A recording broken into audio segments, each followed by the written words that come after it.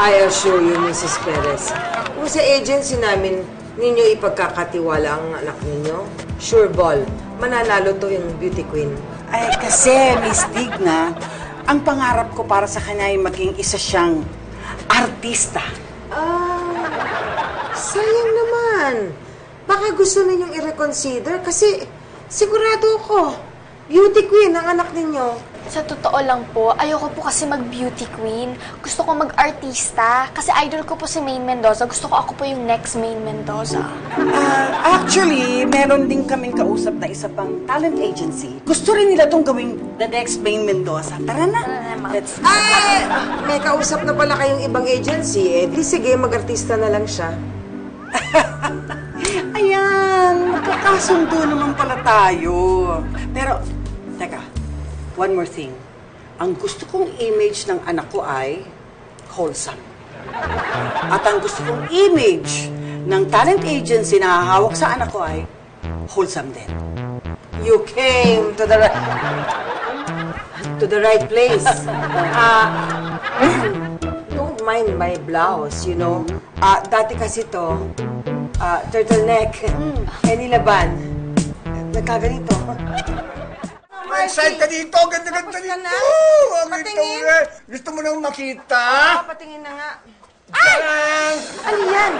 Ang sabi ko sa'yo, Kerubin, hindi anghel na sexy. Kailangan magmukhang wholesome itong opisina. Ayaw mo! Ayaw mo to! Ayaw kaya tanggalin mo yan. Religyoso yung kliyente ko eh. Baka hindi ibigay yung bata. Palitan mo yan ng Kerubin. Oh, gusto mo? Palitan mo na yan. Ako na lang! Kasi naman, nakaabutan ka ni Mrs. Perez. Ako? Huwag ka naman gumanyan-ganyan. Oh my God! Mas seryoso. Hi! Hey! Hello, Mrs. Perez. Ay, andyan na pala sila. Hi! Jenny, upo ka. Upo kayo, upo kayo. Si Primo. Si Primo. Kaibigan kong macho na may gym dito sa isang floor sa building na ito. Okay, meron yung gym. At pintor din ako. Katunayan ako nag-paint ditong main angel na to. At ako rin ang mulawin. Yes. Ikaw ang Mahilig ako sa mga painting. Oo nga po. Oo, nagko-collect ako ng mga religious paintings.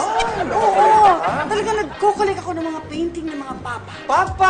Papa! Mahilig din ako sa mga papa! Ay! Ma'am!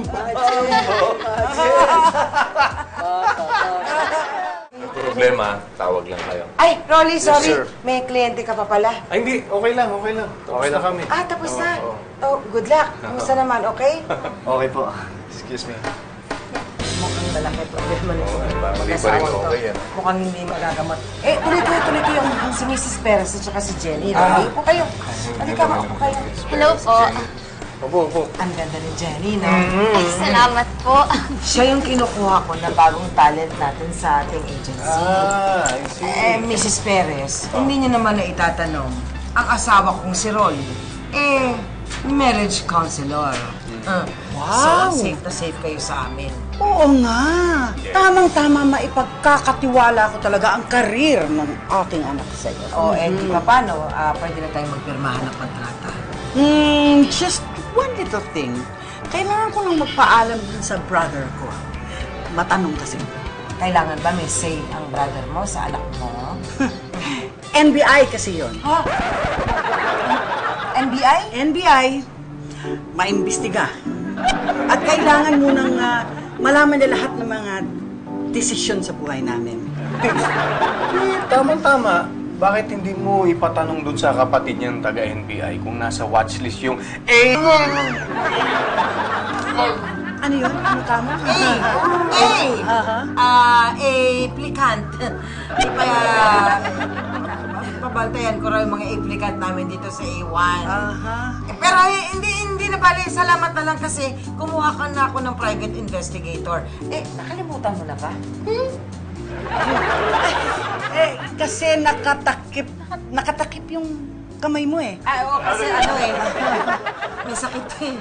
Baka mahawa kayo, may allergy, bahin ng bahin. Bahin ng bahin ka kaya tinatakpan ko pagka-allergy. Di ba mag-CCR tayo? Sandali lang. Mag-CCR lang kami sa labas, ha? Let's go! Halika na.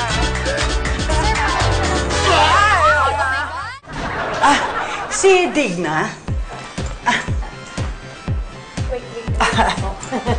Ikaw talaga, Mrs. Dig. Perez! Hi! Hi! Ano, nakausap niyo na ba yung kapatid ninyo? Nakausap ko na. At payag na payag siya.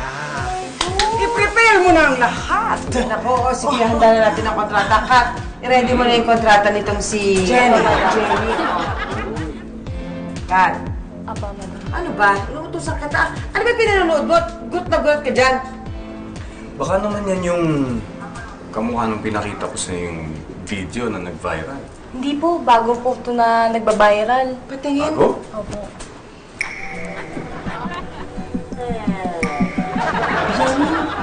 Parang ikaw yung nandito. Kamukha mo eh. Kamukhang kamukha mo nga! Ano? Eh, makakasama sa image ng anak ko. Anak ko yan. At akin na nga yan. At akin na nga. Tingnan ko makakasama ito sa image ng anak ko. Wholesome ang anak ko eh. Ikaw to eh. Ikaw to, Jenny. Bakit mo to ginawa? Mami, sorry. Hindi ko naman sinasadya eh. Hindi mo niya sinasadya. Nagot ka! Oh, hindi ba tayo nagkakapirmahan ng kontrata? Remember? Tara, pirma na tayo. Total, okay naman siya. Mag-a-artistan. At saka sisikat yan. Sexy star. Okay na okay ang ginawa niyan. Sexy star? Halika, prepare mo na yung kontrata. Sexy star, ha? Pwede bang sexy star ang... Kalbo?